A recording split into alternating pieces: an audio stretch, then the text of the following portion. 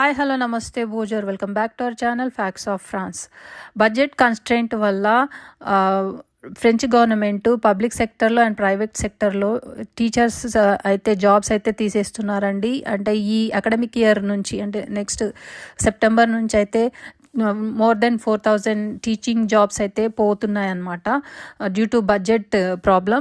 దానివల్ల ఈ education unions ఏవైతే ఉన్నాయో వీటికి నిరసనగా 30 మార్చ్ టు 3 ఏప్రిల్ వరకు అయితే 1 డే స్ట్రైక్ అయితే చేస్తున్నారు. ఆ 1 డే స్ట్రైక్ 31 మార్చ్న ఉంటుందన్నమాట.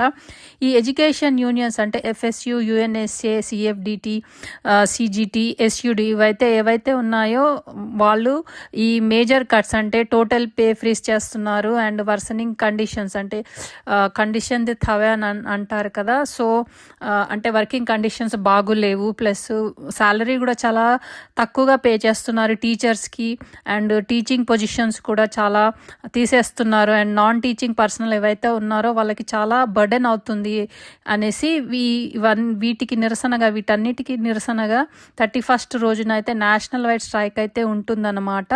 సో దీనివల్ల చాలా ఎఫెక్ట్ అవుతుంది. అంటే ట్రాన్స్పోర్టేషన్ ఉండకపోవచ్చు, అంటే బస్సెస్ ఇంకా ఆర్ఆర్ నడవకపోవచ్చు. At the same time primary school ఏదైతే ఉందంటే మెటర్నల్ ఇంకా పెటిట్ సెక్సియో, గ్రామ్ సెక్సియో ఇవి ఉంటాయి కదా, వాళ్ళకి క్లోజ్ చేస్తారు మేజర్గా. You can check it with their schools.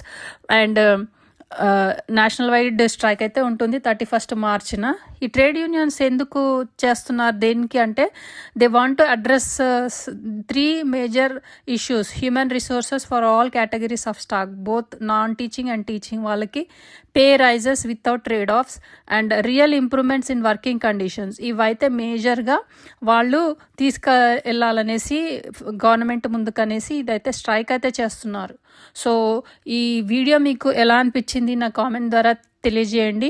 Video కనుక నచ్చితే please like, share and subscribe, and I'll come back with another interesting video. Until then, keep watching, take care and bye bye. So 31st March will be national wide strike, so plan your travel accordingly.